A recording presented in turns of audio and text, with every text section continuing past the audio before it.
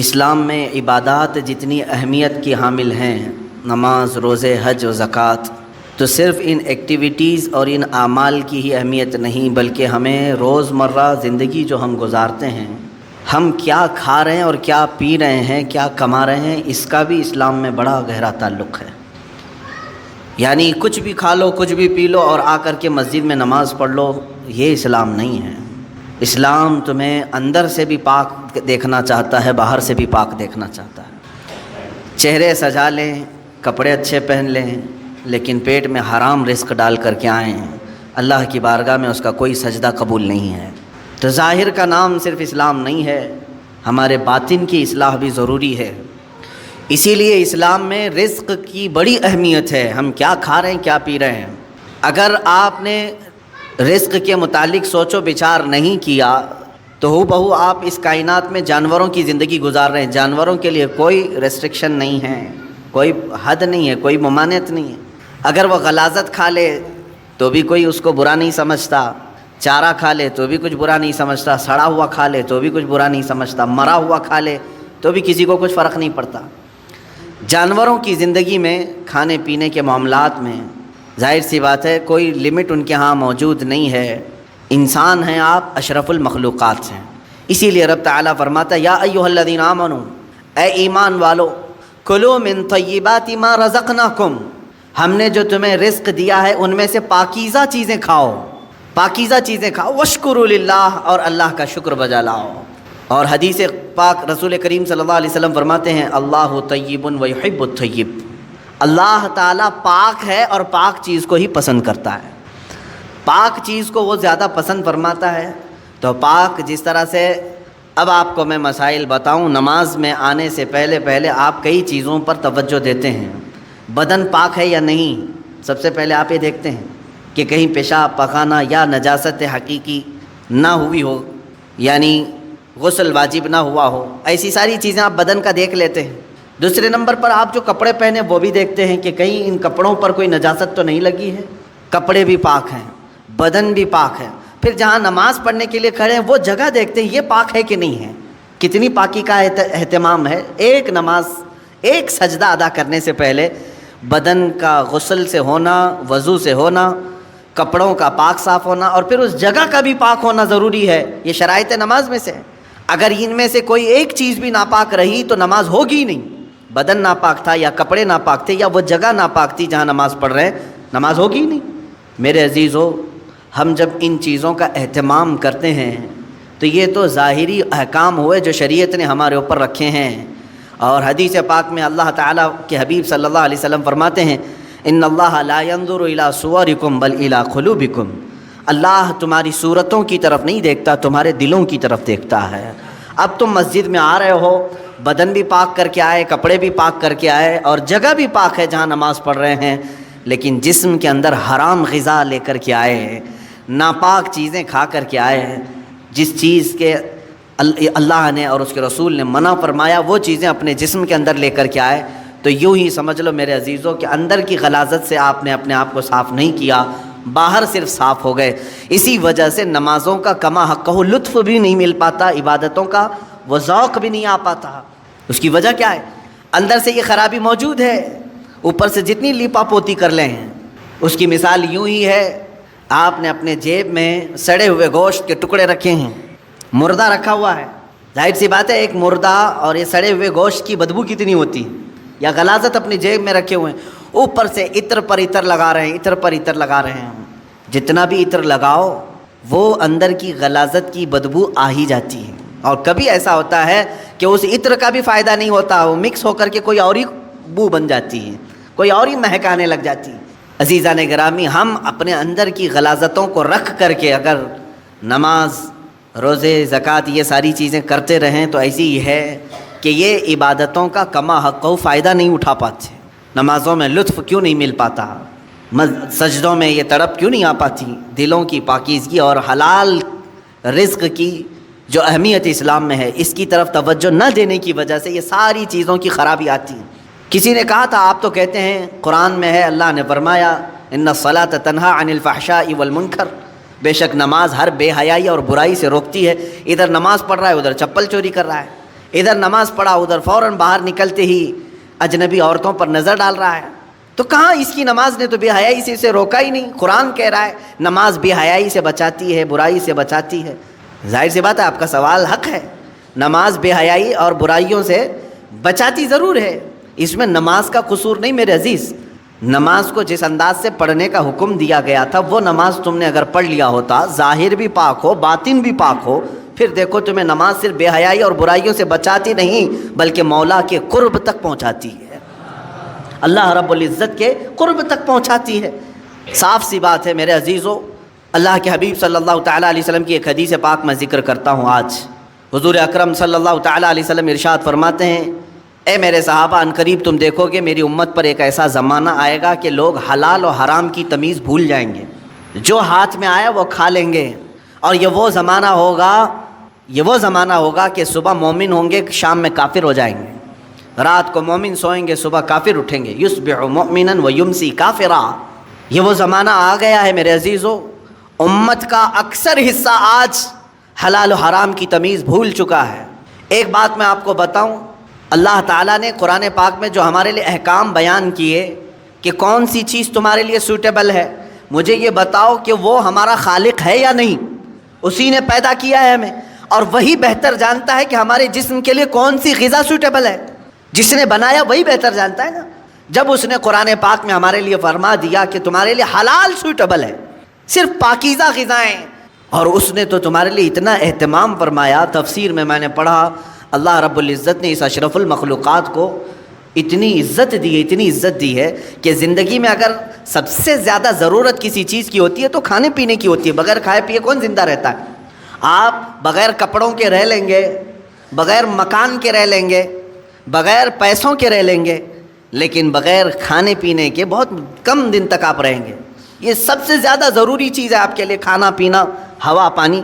لیکن پورے جانوروں کو دیکھو، ان کا رزق ان کے سامنے پڑا رہتا ہے، سر جھکا کر کھاتے ہی کہ نہیں کھاتے. بکری اپنا چارہ زمین پر چاٹ کر کے کھاتی ہے. بیل، بھینس، کتا، بلی، جس کو بھی آپ کھانا ڈالیں، پانی ڈالیں، دودھ ڈالیں، جو کچھ بھی ان کی غذائیں ڈالیں، وہ اپنا سر زمین پر رکھ کر کے اپنی زبان کو کھانے سے لگا کر کے کھاتی ہیں، سر نیچے کر کے کھاتی ہیں. اشرف المخلوقات کو اللہ تعالیٰ نے یہ عزت بخشی ہے کہ تمہارا سر رزق کے سامنے بھی جھکنے نہ پائے. یہ صرف اللہ نے اپنے لیے بنایا ہے، وہاں پر بھی جھکنے نہ پائے. تم ہاتھوں سے اٹھاؤ اور اپنے منہ تک لے جاؤ. کچھ جانور ہو سکتا ہے اس طرح کے کھانے میں ہوں، لیکن تفسیر میں فرمایا کہ اشرف المخلوقات کی یہ عزت ہے کہ اللہ نے تمہارے سر کو رزق کے سامنے بھی جھکنے نہیں دیا. میرے عزیزو، جس کو اللہ تعالیٰ نے اتنا پاکیزہ بنایا ہے کہ اس صورت کو اللہ قرآن میں فرماتا ہے کہ ہم نے سب سے بہترین صورت اگر اپنی مخلوق میں کسی کو دی ہے تو وہ انسانوں کو دی. انسانوں کو سب سے بہترین صورت دی ہے. اس کی لاکھوں کی مخلوق ہیں، جانور ہوں، پرند ہوں، جنات ہوں، ملائکہ ہوں، سب مخلوقات ہیں. ان مخلوقات میں سب سے اچھی صورت کس کو ملی ہے؟ انسان کو ملی. اگر انسان کو سب سے اچھی صورت نہ ملی ہوتی تو کبھی انسانوں میں اللہ اپنے محبوب کو نہیں پیدا کرتا، وہ اور اچھی صورت والوں میں پیدا کرتا. محبوب صلی اللہ علیہ وسلم کا انسانوں میں پیدا ہونا اس بات کی علامت ہے کہ اللہ نے اس انسان کو سب سے اشرف صورت عطا کی ہے. اور یہ بھی روایت میں ملتا ہے کہ قیامت کے دن اگر یہ انسان غلطی کیے، کفر کریں، شرک کریں، برائیاں کریں، جہنم میں ان کو ڈالنا ہوا بھی تو اس شکل سے کوئی جہنم میں نہیں جائے گا. جہنمی کی صورت بدل دی جائے گی، جہنم میں جانے والے کی صورت بدل جائے گی. بلکہ فرمایا گیا کہ اگر وہ جہنمی، ایک جہنمی جس کے بارے میں کہا گیا ہے اگر وہ مکہ اور مدینے کے درمیان بیٹھ جائے تو اس کے دونوں ہاتھ پھیل جائیں گے. 450 کلومیٹر کا فاصلہ ہے. اتنا بڑا اور چوڑا اس کو بنا دیا جائے گا، اور اس کا صرف ایک کان ایک ہاتھی کے برابر، اس کے جبڑے پہاڑوں کے برابر ہوں گے. ایک جہنمی کی شکل اتنی بڑی بنائی جائے گی کیونکہ اسے عذاب چکھانا ہے، یہ چھوٹی چھوٹی صورتوں کے ساتھ نہیں. اب بتائیں محدثین نے اس شکل کے ساتھ جہنم میں کیوں نہیں ڈالا جائے گا؟ فرمایا گیا کہ اس لیے کہ اسی شکل میں اللہ نے اپنے محبوب کو پیدا کیا ہے. محبوب اکرم صلی اللہ تعالیٰ علیہ وسلم انسانی شکل میں ہیں، تو انسانی شکل کو اللہ تعالیٰ جہنم میں نہیں ڈالے گا. میرے عزیزو، میں بات یہاں پر یہ کر رہا ہوں کہ جس کو اللہ نے اشرف بنایا، اعظم بنایا، اجمل بنایا، خوبصورت بنایا ہے، اس کی زندگی کے لیے تو یہ ضروری ہے کہ اب وہ کیا کھا رہا ہے، کیا پی رہا ہے، اپنے سٹینڈرڈ کو دیکھ کر کے کر رہے ہیں، اپنے معیار کو دیکھ کر کے۔ تم اگر وہی چیزیں کھا رہے ہو جو کتا کھا رہا ہے تو فرق کیا رہ گیا تمہارے پاس؟ تم اگر وہی چیزیں کھا رہے ہو جو خنزیر کھا رہا ہے تو فرق کیا رہ گیا تمہارے؟ تم اشرف المخلوقات ہو، تمہیں اللہ نے پاکیزہ اور حلال چیزیں عطا کی ہیں۔ کیا کسی انسان کو غلاظت کھاتے ہوئے دیکھا آپ نے؟ اور اگر وہ کھاتا ہے تو عقل سے بہرا ہے، عقل سے پیدل ہے، انسانیت بھول چکا ہے۔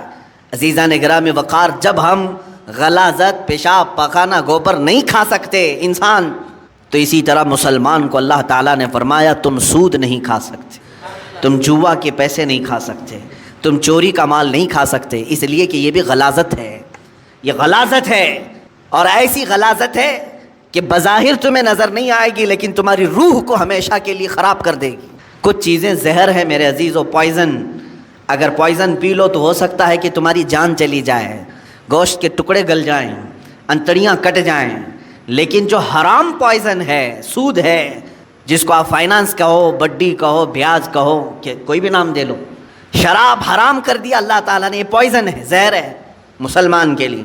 جوا حرام کر دیا ہے شریعت اسلامیہ نے، اس سے جو بھی آمدنی ہوئی، جو بھی انکم ہوئی، یہ غلاظت ہے، یہ پوائزن ہے۔ یہ جب ہمارے پیٹ کے اندر جائے تو کیا ہوتا ہے جانتے ہیں؟ دنیاوی زہر تمہارے جسم کو ناکارہ کر دے گا، لیکن اللہ کے حبیب صلی اللہ علیہ وسلم نے فرمایا جس نے حرام لقمہ اپنے پیٹ میں ڈالا تو پھر وہ گوشت جنت میں کبھی نہیں جا سکے گا۔ حرام سے پلا ہوا گوشت جنت میں داخل نہیں ہوگا۔ میرے آقا صلی اللہ علیہ وسلم نے فرمایا اس کے لیے سب سے بہترین چیز ہے کہ اس پیٹ میں جہنم کی آگ بھر دی جائے، دوزخ کی آگ ہی بھری جائے گی۔ اے مومنو، تمہارے لیے اللہ تعالیٰ نے جو راستے بیان کیے ہیں ان راستوں سے ہرگز نہ ہٹنا، ہرگز نہ ہٹو۔ قرآن پاک میں اللہ تعالیٰ نے ایک جگہ نہیں کئی جگہوں پر ارشاد فرمایا کہ تم زمین میں پھیل جاؤ، اللہ کا رزق تلاش کرو۔ اب میں آپ کو یہاں ایک پریکٹیکلی بات بتا دوں، میں نے جن چیزوں کو منع آپ کے سامنے ابھی منع کے طور پر پیش کیا، چوری ہوئی یہ حرام ہے، سود یہ حرام ہے، جوا یہ حرام ہے، شراب کے پیسے یہ حرام ہیں، یہ 4-5 چیزیں میں نے گنائے نا۔ آپ کو میں بتاؤں اللہ تعالیٰ کی یہاں پر موجودہ نعمتوں میں حرام بہت کم ہے، حلال کی تعداد بہت زیادہ ہے، حلال کی تعداد بہت زیادہ ہے۔ لیکن جس کی روح بیمار ہو، جس کا خاتمہ خراب ہونا ہو، وہ بہت زیادہ حلال کو چھوڑ کر کے چھوٹے سے حرام کے ایک ہی دروازے کو پکڑنے کی کوشش کرتا ہے۔ حلال دروازے دنیا میں 100 کی تعداد میں، تو حرام دروازہ ایک ہی ہے، لیکن داخل اس میں آسانی سے ہونے کی کوشش کرتا ہے بندہ۔ قرآن پاک میں آپ دیکھیں اللہ نے فرمایا حرم الربا، سود کو اللہ نے حرام کر دیا، لیکن اس کے بدل میں کیا کیا حلال ہے، یہ کبھی سوچا آپ نے؟ سود حرام ہے، بڑھا کر کے پیسہ لینا، بیاج یہ حرام ہے، اللہ نے فرما دیا، لیکن کیا اس کے علاوہ کوئی دوسرا راستہ ہے ہی نہیں پیسے کمانے کا؟ اللہ تعالیٰ نے فرمایا تجارت تمہارے لیے حلال ہے، ملازمت تمہارے لیے حلال ہے، کھیتی باڑی تمہارے لیے حلال ہے، نوکری تمہارے لیے حلال ہے۔ تم یہ تمام راستے، ایک سود کو حرام قرار دیا اور کئی راستے حلال کے اللہ نے خود تمہیں بتائے۔ مشارکت ہے، پارٹنرشپ کر لو، مضاربت ہے، نفع میں حصہ داری مقرر کر لو، یہ حلال طریقے بتائے۔ شراب کو اللہ نے حرام کر دیا تو کیا پوری دنیا کی پینے والی چیزیں سب حرام ہو گئی؟ ایک کو اللہ نے فرمایا حرام ہے شراب، جس سے نشہ ہے، بدلے میں اللہ تعالیٰ نے ہزاروں چیزوں کو رکھا، دودھ پی لو حلال ہے، شربت پی لو حلال ہے، مٹھائیاں کھا لو حلال ہے۔ حلال کی تعداد دنیا میں بہت ہے، حرام کی تعداد کم ہے، لیکن انسان جب شیطانیت پر اتر آتا ہے تو ہزاروں حلال کو چھوڑ کر تھوڑے سے حرام میں ہی جانا پسند کرتا ہے۔ سورہ قیامہ کی آیت ہے، اللہ رب العزت فرماتا بل یرید الانسان لیفجر امامہ، انسان یہ چاہتا ہے کہ اس کے سامنے بے حیائی کی جائے، وہ پسند اسی چیز کو کرتا ہے اکثر۔ تمہیں اللہ تبارک و تعالیٰ نے اگر کسی چیز کو دیکھنے سے منع فرمایا اجنبی عورتوں سے، تو کیا تمہارے لیے کوئی عورت دیکھنا حلال ہی نہیں ہے؟ تمہاری ماں کو دیکھنے پر کعبہ مکرمہ دیکھنے کا ثواب رکھا گیا، تمہاری بہنوں کو دیکھنا تمہارے لیے حلال رکھا گیا ہے، تمہاری بیویوں کو دیکھنا حلال رکھا گیا ہے، بلکہ ثواب بھی رکھا گیا ہے، تمہاری بیٹیوں کو دیکھنا تمہارے لیے حلال رکھا گیا ہے، ثواب بھی رکھا گیا ہے۔ ایک اجنبی خاتون کو دیکھنا حرام اللہ نے فرمایا ہے، تو ایسا نہیں کہ پوری دنیا کی عورتیں تم کو دیکھ نہیں سکتے۔ عزیزان گرامی وقار، حرام کی تعداد کم ہے اور حلال کی تعداد زیادہ ہے، لیکن جس کے اندر جس کا باطن خراب ہو چکا ہو اس کی طبیعت حرام کی طرف ہی مائل ہوتی ہے۔ اللہ کے حبیب صلی اللہ تعالیٰ علیہ وسلم کی ایک حدیث میں سناؤں آپ کو۔ موسیٰ کلیم اللہ علیہ الصلاۃ والتسلیم کوہ طور پر جا رہے تھے، ایک بندے کو آپ نے روتے ہوئے گڑ گڑاتے ہوئے دیکھا، وہ دعا کر رہا تھا، اور کیسے دعا کر رہا تھا، اتنا رو چکا تھا وہ کہ اس کے کپڑے بھیگ چکے تھے آنسوؤں سے، اس کے آنسوؤں سے کپڑے بھیگ چکے تھے، رو رو کر کے زاروں قطار وہ دعائیں کر رہا تھا۔ موسیٰ علیہ السلام جلیل القدر پیغمبر ہے، انہیں ترس آ گیا اس پر۔ طور پر جانے کے بعد اللہ کی بارگاہ میں انہوں نے اس کی سفارش کی، اے مولا، وہ بندہ جو کوہ طور کے نیچے بیٹھا ہے تجھ سے اتنی دیر سے مانگ رہا ہے کہ آنسوؤں سے اس کے کپڑے تر ہو گئے ہیں، اس کی دعا سن لے مولا، اس کی دعا قبول کر لے۔ رب تعالیٰ نے فرمایا، اے موسیٰ، مانگتے مانگتے اس کے ہاتھ آسمان کو پہنچ جائیں، روتے روتے وہ مر بھی جائے تو میں اس کی دعا قبول نہیں کروں گا۔ موسیٰ علیہ السلام نے عرض کیا، مولا ایسا اس نے کیا کیا؟ رب تعالیٰ فرماتا ہے کہ اس لیے کہ اس کے بدن پر کپڑے حرام ہیں اور پیٹ میں لقمہ حرام ہے، حرام کا لقمہ اس کے پیٹ میں ہے اور حرام کا لباس اس کے جسم پر ہے، میں اس کی دعا کو اس کی موت تک قبول نہیں کروں گا۔ دعائیں نہیں جاتی ہیں، بار اجابت تک نہیں ٹکرائیں گی۔ دعاؤں کے قبول ہونے کی شرائط کبھی آپ نے پوچھا کسی سے جا کر کے؟ یہ شکایت تو سب کی ہے، بہت دعا کیا، بہت وظیفے پڑھے، اب تک کچھ بھی نہیں اثر ہوا، کچھ بھی نہیں قبول ہوا۔ کبھی اس کے نہ قبول ہونے کے علامات یا شرائط کیا ہیں دعا قبول ہونے کی، یہ آ کر کے کبھی آپ نے پوچھا؟ سب سے پہلی شرط ہے دعاؤں کے قبول ہونے کی، حلال کھائے اور سچ بولے، حلال کھائے اور سچ بولے۔ اللہ کے حبیب صلی اللہ علیہ وسلم نے ایک صحابی کو یہ عمل بتایا، کہا اگر تم چاہتے ہو کہ ہر دعا تمہاری قبول ہو جائے تو مستجاب الدعوات بن جاؤ، تو دو چیزوں کی پابندی کرنا، زبان سے سچ بولنا اور منہ سے حلال لقمے کھانا، پھر کوئی وظیفہ کرو نہ کرو اللہ تمہاری ہر دعا قبول کرے گا، مستجاب الدعوات بنو گے۔ یہاں آج وہ حدیث صادق آ رہی ہے میرے عزیزو، جو اللہ کے حبیب صلی اللہ علیہ وسلم نے فرمایا، اے میرے صحابہ، ان قریب تم دیکھو گے امت پر میرے ایک ایسا زمانہ آئے گا کہ میری امت حلال و حرام کی تمیز بھول جائے گی، ختم کر دے گی۔ وہ زمانہ میں اب آنکھوں سے دیکھ رہا ہوں۔ آج امت مسلمہ کو پوری دنیا نے سودی کاروبار پر لگا کر رکھا ہے۔ حقیقت میں آپ کو بتاؤں، آج یہودیوں کا سب سے بڑا نظام، دجالی نظام، یہ کریڈٹ پر جو چل رہا ہے، سودی بینکوں کا جو نظام انہوں نے پوری دنیا میں متعارف کروایا، پوری دنیا سے انہوں نے حلال کا خاتمہ کرنے کی کوشش کی، اس میں مسلمان بھی ملوث ہو گئے۔ بینکوں کے مسائل الگ ہیں، لیکن تقریباً پوری دنیا کو انہوں نے سود پر لا کر کھڑا کر دیا، سود پر لا کر کھڑا کر دیا۔ اور سود کی نحوست ایسی ہے کہ جو بندہ اس میں ڈوب گیا وہ نحوستوں میں گرفتار ہو گیا۔ اللہ اور اس کے فرشتے اس بندے سے اپنی نظر ہٹا لیتے ہیں جو سود کی بلا میں ملوث ہو جاتا ہے۔ لیا ہے کسی سے سود پر پیسہ، استعمال کر رہا ہے اور بڈی بھر رہا ہے، اللہ تبارک و تعالیٰ اس بندے پر رحم نہیں فرمائے گا۔ لیکن یہ ہے، میں نے پڑھا ہے، سلطان عبد الحمید ثانی رحمۃ اللہ تعالیٰ علیہ، خلافت عثمانیہ کے ایک عظیم سلطان کا نام ہے، خلیفہ کا۔ ایک دن آپ نے اپنے وزیر سے کہا فلاں صاحب ہیں ان کو بلائیے، کوئی دکاندار تھے تو وزیر نے بلایا، وہ اندر آئے، سلطان نے اپنی جیب سے کچھ پیسے نکالے اور کہا کہ یہ آپ کا پورا ہو گیا، حساب کتاب صاف۔ بادشاہ وقت ہے خلیفہ عبد الحمید ثانی، جس کی حکومت تقریباً آج کے 40 کنٹریز پر تھی، 40 ملکوں پر، وہ ایک بنیا سے دکان کے حساب کتاب کر رہا ہے اور پیسے واپس دے رہا ہے۔ وہ جب باہر نکلا بنیا تو وزیر نے پوچھا کہ آپ کو کیوں بلائے تھے خلیفہ اسلام، آپ کو کیوں بلائے تھے؟ کیا کہا؟ میرا ان کے اوپر کچھ قرضہ باقی تھا، مجھ سے انہوں نے قرضہ لیا تھا، وہ لوٹانے کے لیے بلائے۔ کہا وقت کا 40 ملکوں پر حکومت کرنے والا خلیفہ دکان کے ایک بنیا سے قرضہ لیا ہوا ہے؟ تو انہوں نے کہا ہاں، وہ بسا اوقات مجھ سے لیتے رہتے ہیں۔ اس کے بعد وہ چلا گیا، اس کی پریشانی بڑھ گئی۔ وزیر نے آ کر کے پوچھا کہ حضور یہ کیا معاملہ ہے؟ وہ سچ کہہ رہا ہے، آپ کو حقیقت میں ایسے چند سکوں کی یا پیسوں کی ضرورت پڑ گئی؟ میرے عزیزو، سود کے بدلے میں اسلام نے کیا دیا ہے؟ بادشاہ خلیفہ سلطان عبد الحمید ثانی اللہ ان پر رحم فرمائے فرماتے ہیں، میں نے ایک حدیث پڑھی تھی اللہ کے رسول صلی اللہ تعالیٰ علیہ وسلم کی، کہ بندہ اپنی ضرورتوں کے تحت اگر کسی سے قرض حسن لیتا ہے تو ادا کرنے کی نیت ہو، لیا ہے ادا کرنے کی نیت ہو، تو ادا کرنے کے زمانے میں جتنی دن تک وہ کوشش کرتا رہے گا، اللہ کے نزدیک وہ رحم کرنے والا بندہ پایا جائے گا۔ خصوصی نظر اللہ کی اس پر ہوگی کہ یہ بندہ قرض میں ڈوبا ہوا ہے لیکن دینے کی نیت کیا ہوا ہے۔ میں ہمیشہ اس بنیا سے تھوڑے سے یہ قرض اس لیے لے لیتا ہوں کہ اللہ مجھ پر نظر رکھے، اللہ رب العزت مجھ پر نظر خاص رکھے، کیونکہ اس بندے پر اللہ رحم فرماتا ہے ہاں دینے کی نیت کیا ہو. اور حدیث پاک میں یہ بھی ہے کہ قرض لیا ہے دینے کی نیت سے اور وہ کوشش میں لگ گیا دوسرے ہی دن سے مجھے دینا ہے مجھے دینا ہے. فرمایا اللہ تعالیٰ سارے فرشتوں کو اس کی مدد میں لگاتا ہے کہ اس کے لیے راستے کھول دو, کہیں سے بھی آ جائے, اس لیے کہ اس کا بوجھ اتر جائے. اس سے قبل بھی میں نے شاید بتایا ہو اس بات کو. اور جس کی نہ دینے کی نیت ہو, پیسہ لیا ہڑپ گیا, اس کے لیا کھا گیا, قرض ادا کرنے کی نیت نہیں, اس کے لیے بھی سن لو.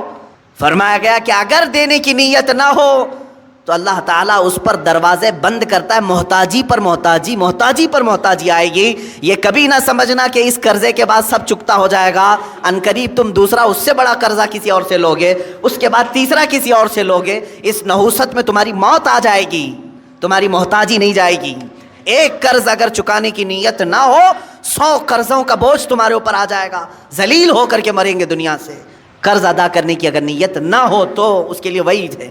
بہرحال میرے عزیزو, میں رزق حلال کی بات کر رہا ہوں. مسلمان اگر حرام کی طرف جاتا ہے تو یہ اسے زیب نہیں دیتا.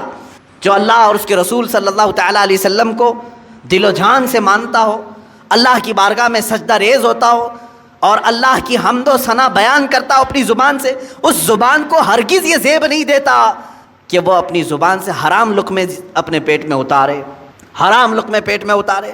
حضرت عبداللہ بن مبارک رحمۃ اللہ تعالیٰ علیہ فرماتے ہیں کہ نہیں, ان کا ایک واقعہ یوں بیان کیا گیا, جب آپ کا انتقال ہو گیا تو کسی نے آپ کو خواب میں دیکھا, پوچھا اے ابن مبارک اللہ تعالیٰ نے آپ کے ساتھ کیا معاملہ فرمایا؟ فرماتے میں تو بخشا گیا ہوں, لیکن میرے گھر کے سامنے ایک لوہار رہتا تھا, لوہے کا کام کرنے والا. اللہ نے میرے سے زیادہ اسے بلند مرتبہ عطا کیا ہے, مقام اس کا بلند ہو گیا ہے. تو لوگ جنہوں نے خواب میں دیکھا علماء سے کہا کہ ایسے ایسے ہم نے خواب دیکھا, کہا کہ وہ لوہار ہے کہ حقیقت میں؟ کہا ہاں ہے. جا کر کے پوچھا گیا, اس کا بھی انتقال ہو چکا تھا, اس کی بیوی سے پوچھا گیا تیرا شوہر ایسا کیا کرتا تھا؟ کہا اس نے کہ وہ روزانہ اپنے ہاتھوں کی کمائی کھاتا تھا, ہاتھوں سے لوہے کا کام کرتا تھا, خود کی محنت کی کھاتا تھا. اب اگر آپ پوچھ رہے ہیں بہت ساری نیکیاں کیا ہیں, تو مجھے تو ایسی کچھ نظر نہیں آئی. 2 چیزیں تھیں اس کی, 2 چیزیں تھیں. کہا کیا؟ ایک تو یہ کہ رات کو تھک کر کے آتا تھا, جب ہم سونے کے لیے تیار ہوتے اپنے گھر میں تو سامنے عبداللہ ابن مبارک کا گھر تھا اور وہ تہجد کے لیے کھڑے ہوتے تھے رات کو. میرا شوہر ہر دن یہ اٹھا کر ہاتھ یہ کہتا ہے اللہ کاش مجھے اتنی محنت نہ کر کے رزق زیادہ آ گیا ہوتا تو میں بھی رات بھر تیری عبادت کے لیے کھڑا ہوتا تھا. روزانہ یہی کہتا تھا, میرے پاس بھی رزق کی وسعت آ جائے تو میں بھی رات بھر کھڑا ہو جاتا. دوسری چیز ایک یہ تھی اس کی کہ لوہے کو گرم کرتا تھا آگ میں اور ہتھوڑا اٹھاتا تھا, ہتھوڑا اٹھا کر کے پیٹنا ہوتا ہے لوہے کو شکل دینے کے لیے, لیکن جیسے ہی گرم ہو جاتا لوہا اور اس نے ہتھوڑا اٹھایا, اذان کی اگر آواز آ جاتی تو ہتھوڑا پیچھے پھینک دیتا تھا. وہ کہتا اب میرے مولا نے مجھے پکارا ہے, اس کے بعد مارا ہوا ہتھوڑا میرے لیے حلال نہیں ہے. رب تعالیٰ کی پکار کے بعد اگر میں نے ہتھوڑا مارا اور پھر اس سے شکل بنی اور پھر وہ بازار میں بکا, پھر اس کی آمدنی آئی, وہ لوہار کہتا یہ میرے لیے حلال نہیں ہے. میں رب کو چھوڑ کر کے کوئی کمائی نہیں چاہتا. میری نظر میں یہی 2 چیزیں علماء نے فرمائی, انہی 2 چیزوں کی بنیاد پر اس لوہار کو عبداللہ ابن مبارک سے بھی بلند مقام دیا گیا ہے. حلال کھاتا تھا, حلال کی فکر کرتا تھا. عزیزان گرامی وقار, رزق حلال کے دروازے آج بھی کشادہ ہیں, بہت ہیں, لیکن آج معاشرے کو میں دیکھ رہا ہوں کہ جن کی آج سب سے زیادہ ایکٹیویٹی بڑی ہوئی ہیں مسلمانوں کی. آپ کو معلوم ہے سب سے زیادہ لوٹے کون جاتے ہیں؟ مسلمان لوٹے جاتے ہیں. دنیا کو یہ معلوم ہے کہ یہ ایسے ہیں جو محنت کم کرنا چاہتے ہیں اور کمانا زیادہ چاہتے ہیں. ان سے کام کاج زیادہ نہیں ہوتا مسلمانوں سے, تو ان کو راتوں رات بادشاہ بننے کی فکر ہوتی ہے. آپ دیکھ لینا جا کر کے, تجزیہ کر لو, لاٹری لگانے میں سب سے زیادہ وہ مسلمان آگے ہوں گے. ان کو ایسا لگتا ہے کہ راتوں رات میں کروڑ پتی بن جاؤں گا. چیٹ فنڈ کمپنیاں جتنی آتی ہیں اس میں مال مسلمانوں کا لگتا ہے. یہ چیٹ فنڈ کمپنیاں آتی ہیں جو لاکھ کو 2 لاکھ بناتی ہیں سال بھر کے بعد, اور دیتی بھی ہیں شروع میں, اور اس کے بعد چند سالوں کے بعد پورا کا پورا مال لے کر کے فرار ہو جاتی ہیں. حیدرآباد میں ہوا, بنگلور میں ہوا, ممبئی میں, یہ کنٹینیو چلتے رہتے ہیں. میں آپ کو بتاؤں چیٹ فنڈ کمپنیاں نئی نئی آتی رہیں گی, ان کو پوری ٹریننگ دی جاتی ہے چلانے کی, نئی نئی اسکیمیں لانے کی. اور جو ڈسے ہوئے ہیں مسلمان, اب بھی اگر نئی کمپنی آئے تو پھر جا کے بھریں گے. کیوں؟ حلال کھانے کی جب فکر نہ ہو, محنت کرنے کی جب عادت نہ ہو, تو شیطان اسی طرح سے ان کے ذہن کو ورغلاتا ہے اور راتوں رات اپنے پورے پیسے لگا کر کے ڈبل چاہتے ہیں. یہی تو سود ہے, یہی تو بیاج ہے جو حرام کھانے کی فکر ہے. اور آج کرکٹ کی دنیا میں جو پیسے لگائے جا رہے ہیں اور جان بوجھ کر کے اس زمانے میں مسلمانوں کو, نوجوانوں کو اس میں مبتلا کیا گیا ہے کہ تمہارا مال ختم ہو جائے. حیرت کی بات ہے کہ پہلے شرم محسوس کرتے تھے لوگ بیاج کہنے کو, سود کہنے کو, گیمبلنگ کہنے کو, جوا کہنے کو. کرکٹ کے نام پر دنیا تمہیں جوئے میں ملوث کر رہی ہے اور تم خوشی سے کھیلے جا رہے ہو. یاد رکھو, جس نے جوئے کو دیکھا, جوا بازی کیا نہیں, کھیلا نہیں, دیکھتا رہا, اللہ رب العزت کا عذاب اسے گرفتار کرے گا. سب سے بڑا عذاب اللہ کا یہ ہے کہ موت سے پہلے ایمان چھین لیا جائے. خطرناک عذاب ہے اللہ کا. جوا اللہ رب العزت کی بارگاہ میں ہرگز پسند نہیں. انما الخمر والمیسر والانصاب رجس من عمل الشیطان. اللہ فرماتا ہے شیطان کی غلاظتوں میں سے ہے یہ. جوا شیطان کی غلاظتوں میں سے, شیطان کے پخانوں میں سے ہے یہ. اتنی غلیظ چیز ہے جس کو آج فخر کے ساتھ کر رہے ہیں.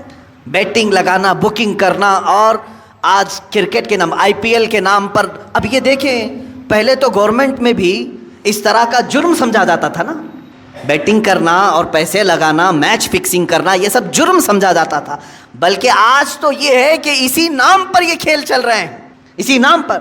مجھے ہمارے ایک بچے نے کہا کہ اب تو ایپ بنا دیا گیا ہے, ایپلیکیشن, کہ کہیں ادھر ادھر ایجنٹوں کو پیسے دینے کی ضرورت نہیں, ایپلیکیشن بن کر کے آیا ہے, اسی میں آپ پیسے ڈال دو اور میچ میں جتنے پیسے لگانا ہے لگاؤ. شروع میں جو لگاتا ہے اسے لگ کر کے بھی آ جاتے ہیں اور یہ خوش ہو جاتا ہے نوجوان, میں نے 500 لگایا تھا, 1000 آ گئے میرے پاس. اللہ کی پناہ میرے عزیزو, تمہارا ایمان غارت ہو جائے گا, ختم ہو جائے گا. یہ میچ فکسنگ کے معاملات, بکنگ, بیٹنگ, یہ پورا کا پورا جوا کھیل رہے ہیں بچے ہمارے. سنو حدیث پاک, میرے آقا صلی اللہ تعالیٰ علیہ وسلم نے فرمایا, جو سود کھایا یا جوا کھیلا, توجہ, جوا کھیلا, میں خالی کرکٹ کی بات نہیں کر رہا ہوں, ہمارے بچے اپنی فٹنس کے لیے بہت سارے کھیل کھیلتے ہیں, میں نے کبھی ان کو نہیں روکا. آپ ورزش کی نیت سے بہت ساری چیزیں, لیکن وہی پیسہ لگا کر کے کھیلا, جوا ہو گیا, جوا ہو گیا, پورا کا پورا جوا ہے, گیمبلنگ ہے. حدیث پاک میں ہے جو جوا کھیل کر کے آیا, سود کا لقمہ کھا کر کے, اگر وہ مسجد میں آ بھی گیا اور وضو کیا, میرے آقا فرماتے ہیں اس نے خنزیر کے خون سے اپنے ہاتھ اور پیروں کو دھویا ہے. اس نے اپنے چہرے کو اور اپنے ہاتھوں کو خنزیر کے, غلیظ جانور کے خون سے رنگا. اس کا کوئی وضو نہیں ہے, اس کی کوئی نماز نہیں ہے. اے مسلمانوں, کیا تم یہ چاہتے ہو کہ تمہاری عبادتیں منہ پر مار دی جائے؟ بچوں کو آج مجھے بیدار کرنے کی ضرورت ہے, اس لیے میں نے آج گفتگو کی. اے میرے عزیزو, یہ دنیا جو تماشے دکھا رہی ہے یہ تماشے ہیں. یہ جو دنیا لہو و لعب کی باتیں کر رہی ہے, قرآن نے بہت پہلے فرما دیا, انما الحیات الدنیا لہو و لعب. دنیا کی پوری زندگی کھیل کود ہے, تماشا ہے. چند دنوں کے بعد ویرانی آ جائے گی, چند دنوں کے بعد سناٹا ہے. بعض بزرگوں نے یہ فرمایا پوری دنیا کی مثال اسٹیڈیم کی طرح ہے, کھیل کی طرح ہے. پلیئرز آ رہے ہیں, لوگوں کے دیکھنے کی بھیڑ جمع ہے, آوازیں ہو رہی ہیں. کھیل ختم ہوا, ساری سیٹیں خالی, پلیئر بھی چلے گئے, بچا کیا؟ خالی گراؤنڈ. تمہاری زندگی دنیا میں ایسی ہی ہے, تم آئے ہو ہنسی خوشی کھیل کود سب چیزوں میں اپنی زندگی ختم کیے. اچانک ملک الموت کا پنجہ پڑے گا اور پھر جب تم قبرستان میں لے جائے جاؤ گے تو سارا کا سارا سناٹا ہوگا, کچھ نہیں. اب دنیا کا شور شرابہ کچھ نہیں, وہاں پھر سزا دینے والے فرشتوں کی چنگاڑ سنائی دے سکتی ہے. عزیزان گرامی وقار, ہمارا جب عقیدہ آخرت پر ہے, آخرت پر, مجھے ایک بڑی اچھی بات یاد آتی ہے. ایک بڑے عالم دین تھے, ان کے متعلق میں نے پڑھا. وہ ٹرین میں سفر کر رہے تھے, سامان کچھ زیادہ ہو گیا تھا اور اس کی فیس بھرنی تھی, جو پینلٹی ہوتی ہے, یا تو پھر اس کا گورنمنٹ کو بھرنا تھا چارج. ٹی ٹی جو تھا اس نے کہا مولانا صاحب رکھ لیجئے, میں ہی ہوں سفر پر, اگلے اسٹیشن تک میں ہوں, میرے بعد جو ٹی ٹی آئے گا اس کو میں نے کہہ دینا ہے, میں بتا دوں گا کہ مولوی صاحب سفر پر ہیں, وہ بھی آپ کو کچھ فائن نہیں لگائے گا اور آگے اسٹیشن تک آپ کو چھوڑ دے گا. مولانا صاحب نے پوچھا کہ وہ کہاں تک چلے گا؟ آپ تو اگلے اسٹیشن تک جائیں گے, میرے سامان کی کوئی پوچھ تاچھ نہیں ہوئی. دوسرا ٹی ٹی آئے گا جس کو آپ بولیں گے وہ کہاں تک جائے گا؟ کہا ٹرین جہاں تک جائے گی وہ ٹی ٹی رہے گا. تو انہوں نے کہا نہیں, مجھے اور آگے تک جانا ہے, مجھے اور آگے تک جانا ہے. کیا وہ ٹی ٹی وہاں تک آئے گا؟ کہا کہاں تک جانا ہے؟ کہا مجھے میدان محشر تک جانا ہے. وہاں تک جانا ہے. اگر وہ تمہارا ٹی ٹی وہاں پر بھی سفارش کر دے گا اور اللہ سے میرے اس جرم کی سزا کو کم کروا دے گا, میں خاموش بیٹھتا ہوں. تم مجھ سے چوری کروا رہے ہو. انہوں نے اپنا وہ معاوضہ بھر دیا, اور ظاہر سی بات ہے اس ٹی ٹی کے دل میں بھی خوف خدا ایسا آیا, اس نے خود بیان کیا, اس کے بعد زندگی بھر کبھی میں نے حرام لقمے کی طرف ہاتھ نہیں بڑھایا. ہمارے اسلاف اور ہمارے بزرگوں نے ہمیں یہ سکھایا ہے. آج امت کے پاس حلال لقمے بہت سارے ہیں. شیخ علی دقاق رحمۃ اللہ تعالیٰ علیہ کی ایک حکایت میں نے پڑھی تھی. یہ پہاڑوں پر جا کر کے عبادت کرتے تھے. ایک دن پہاڑوں کے اوپر یہ لکڑیاں کاٹنے کے لیے بھی جاتے تھے, لا کر کے بیچتے تھے کاٹ کر کے. ایک دن دیکھا ایک تھیلا وہاں پڑا ہوا ہے, تھیلی چھوٹی سی, اور اس کو ہلا کر کے دیکھا تو سونے کے سکے تھے, اشرفیاں تھیں. ظاہر سی بات ہے راستے میں اگر کسی کو سونے کی اشرفیاں مل جائیں تو اس کے کیا ہے, وارے نیازیں ہیں. اور انہوں نے اٹھایا, کہا کہ دل تو نہیں چاہتا کہ اس میں سے میں اپنے لیے کھاؤں, یہ لقطہ ہے, لقطہ کے احکام الگ ہیں شریعت. انہوں نے کہا میں یہ کسی مستحق کو دے دوں گا. لے لیا, دل میں ذرا برابر خرابی نہیں آئی. نیچے آئے, پہاڑ سے اتر کر کے دیکھا ایک حبشی غلام کالا, جس کے ہونٹ چوڑے تھے, معذور تھا, ہاتھ نہیں تھے پیر تو تھے, معذور شخص تھا, بیٹھا ہوا تھا, پسینے میں شرابور تھا. شیخ علی فرماتے ہیں مجھے لگا اس سے زیادہ مستحق کون ہوگا, اس کے پاس کھانے پینے کی کوئی چیز نہیں, کچھ نہیں. آپ لے جا کر کے وہ سونے کے سکے والی جو تھیلی ہے, اشرفیوں کی تھیلی, اس حبشی غلام کو دے دیتے ہیں, لے تو اپنے خرچے کر, اس میں مزے کے ساتھ زندگی گزار. اس حبشی نے کہا اے علی دقاق, لے جاؤ اس کو, جہاں سے اٹھایا وہیں رکھو, پچھلے 1 سال سے روزانہ میں دیکھ رہا ہوں, پچھلے 1 سال سے میں اس کو روزانہ دیکھ رہا ہوں, آج تک ہاتھ نہیں اٹھایا. میرے عزیز و شیخ علی دقاق فرماتے ہیں کوئی حبشی غلام, وہ اس زمانے کے قطب تھے جنہوں نے ہاتھ لگانے کو بھی منع فرمایا. آج ہم ان اسلاف کی روشنیوں کو بھول کر کے دنیا جو ہمیں ہے یہ کرشمے دکھا رہی ہے اس کے پیچھے پڑ گئے. موبائل اپلیکیشن میں اگر تمہیں پیسے بھرنے کی بات آ گئی, سوچا آسانی سے بھر دوں گا, کوئی نہیں دیکھ رہا ہے, میں میچ میں بیٹنگ لگا دوں گا, کسی ایجنٹ کے پاس نہیں گیا, اسی اپلیکیشن میں بھر دیا, 500 کون دیکھ رہا ہے, میرے اکاؤنٹ سے کٹ گئے. یاد رکھو اللہ رب العزت علیم و خبیر ہے. لا تأخذہ سنۃ ولا نوم, جس کے پاس تمہیں فیصلہ دینا ہے اسے تو اونگ بھی نہیں آتی, نیند بھی نہیں آتی. ہم سے بچ لو گے, آج دنیا سے بچ لو گے, دوست و احباب کو چھپا کر کے تم جوا کھیل لو گے, لیکن دوست و احباب تمہارا نہ فیصلہ کرنے والے ہیں نہ تمہیں سزا و جزا دینے والے ہیں. جس کے پاس فیصلہ ہونا ہے اس کی تو شان یہ ہے کہ اسے اونگ بھی نہیں آتی, وہ غافل بھی نہیں ہے کسی چیز سے, تمہارے حالتیں, تمہارے دل کی خبریں وہ سب جان رہا ہے. تو یاد رکھو جو نوجوان اس آفت اور بلا میں ملوث ہو گئے ان کے لیے میں کہوں گا کہ تمہارے لیے دردناک عذاب ہے, دردناک عذاب ہے. یہ راستہ جو تم نے چنا ہے یہ اسلامی راستہ نہیں ہے. اب حرام کی جو وعیدیں ہیں جانتے ہو, اللہ اکبر, میرے آقا صلی اللہ تعالیٰ علیہ وسلم نے فرمایا جس نے حرام لقمہ کھایا, سود کا ہو کہ جوا کا ہو, حدیث میں سود کے لیے یہ لفظ آیا ہے.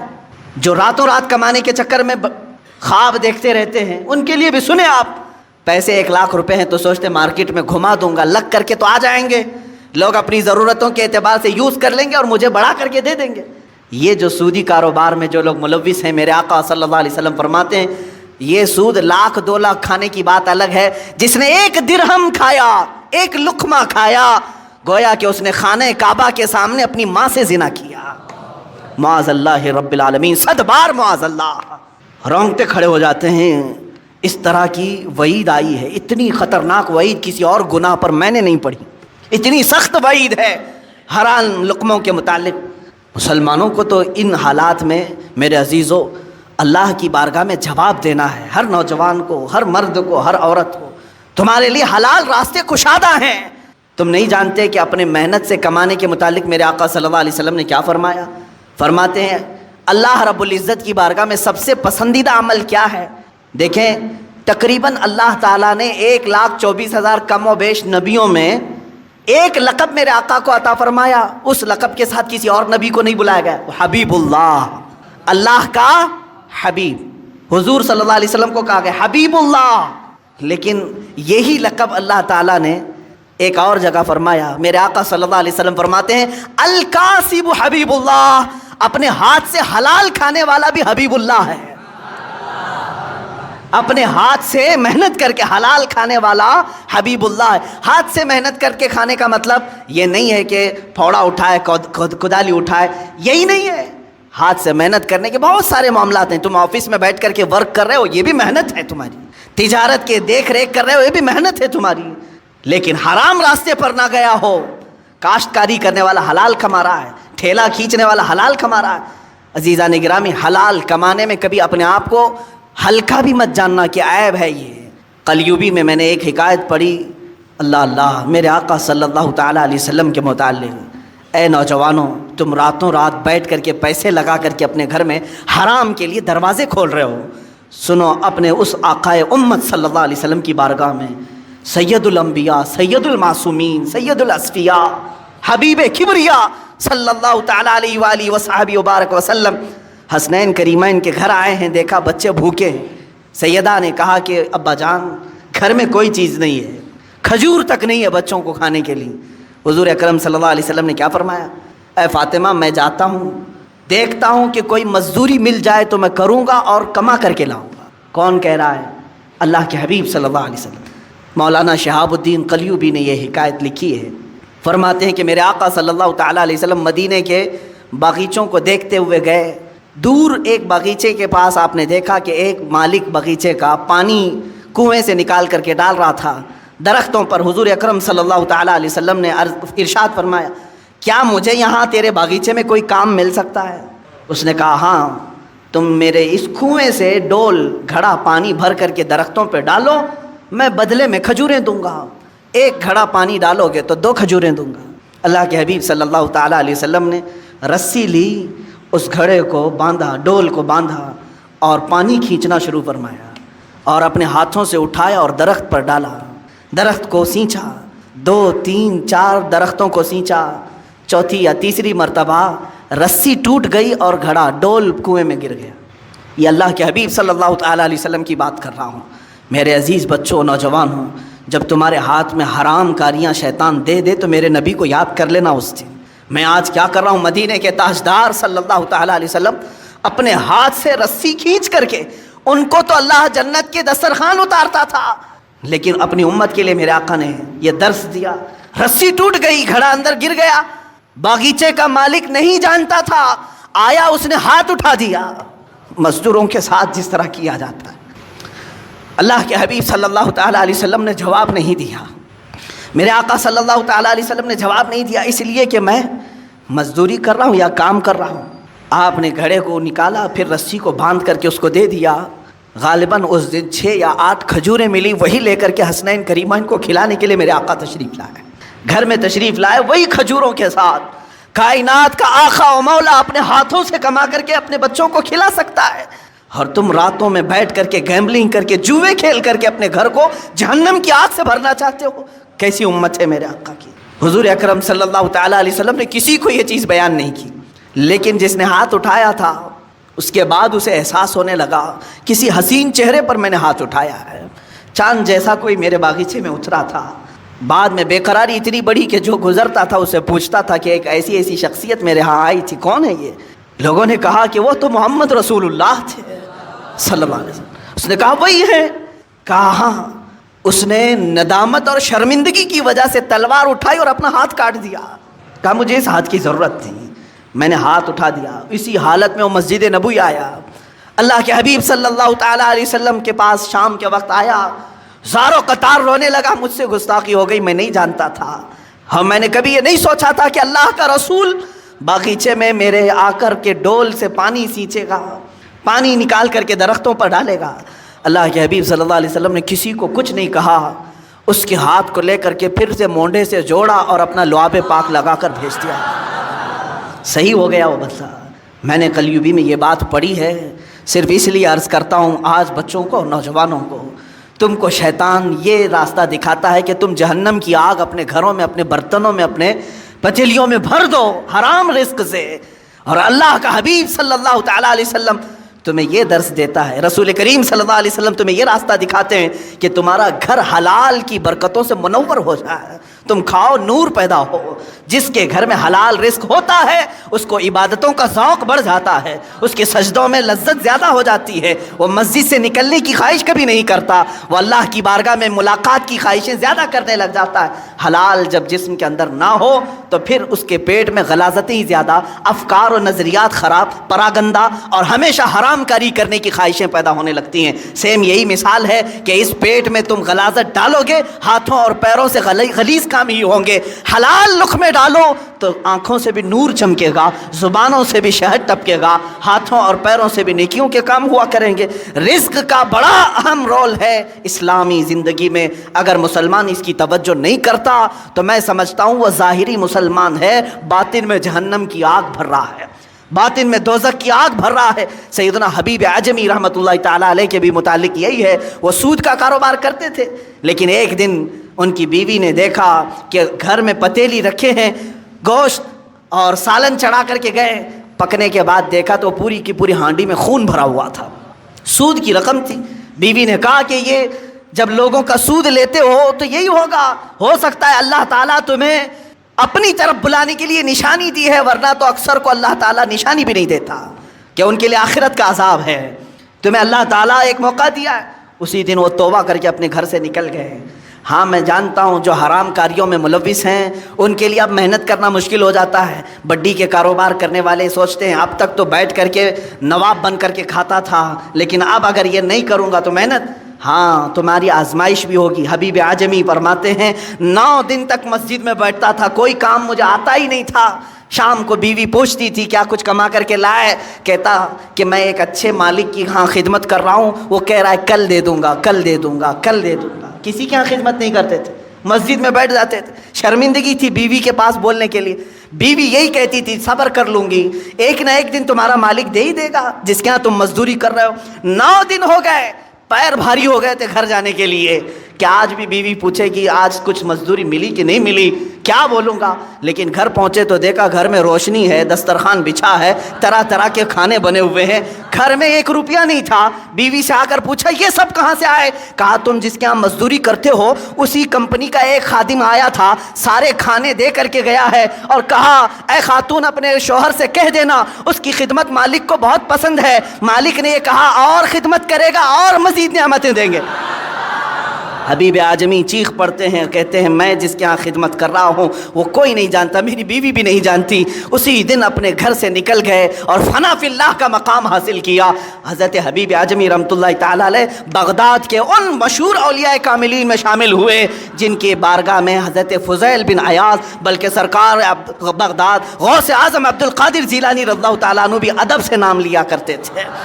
جب تم حرام کو چھوڑو گے اللہ تعالیٰ حلال 1000 دروازے کشادہ بھی کرے گا، کھولے گا تمہارے لیے۔ عزیزان گرامی میں یہی آخری میسج دینا چاہوں گا، جو بھی مجھے سن رہے ہیں اے نوجوانوں توبہ کرو، سچی توبہ کرو۔ دنیا تمہارے مال سے اور تمہارے پیسوں سے اپنی اینٹیں بنا رہی ہیں اور تمہیں اس کا ذرا برابر بھی شعور نہیں ہے۔ تم ہر جگہ لوٹے جا رہے ہو، ہر جگہ تمہارے اس مال کے ساتھ کھلواڑ ہو رہا ہے۔ چٹ فنڈ کمپنیاں آتی ہیں تمہیں لوٹ کر کے جاتی ہیں، لٹیرے آتے ہیں تمہارے محلوں میں 1,00,000 کو 2,00,000 کرنے کے بہانے سب کے پیسے لے کے بھاگ جاتے ہیں۔ کاروبار میں اس طرح کا منافع دینے کی وعدے کرتے ہیں، اتنے بھر دو، اتنے % تم کو ہر مہینے ملتا رہے گا، وہاں پر تم لوٹے جاتے ہو۔ میچ کوئی اور کھیل رہا ہے، پیسے تمہارے جا رہے ہیں، کوئی اور کھیل رہا ہے، پیسے تمہارے جا رہے ہیں۔ یہ سب کیا ہے؟ تمہارے حلال کمائی کو دنیا نگل جانا چاہتی ہے۔ یاد رکھو اللہ رب العزت کی بارگاہ میں ہر چیز کا حساب ہوگا۔ اللہ کی بارگاہ میں دعا ہے مولا ہم سب کو حلال کھلائے اور حلال پر ہی خاتمہ فرمائے۔ مولا ہمارے گھر کے ہر دروازے کو حلال دروازہ بنا، ہمارے ہر لقمے کو حلال لقمہ بنا۔ اے قدیر و جبار خدا حلال لقمے کی برکت سے ہماری زبانوں میں نور عطا فرما، ہماری آنکھوں میں سرور عطا فرما، دلوں میں تقوی عطا فرما، ہاتھوں پیر سے نیکیوں کی خیرات عطا فرما، ہمارے ذہن میں برے وسوسات اور خیالات سے ہمارے ذہنوں کی حفاظت فرما۔ اے کریم خدا جو بچے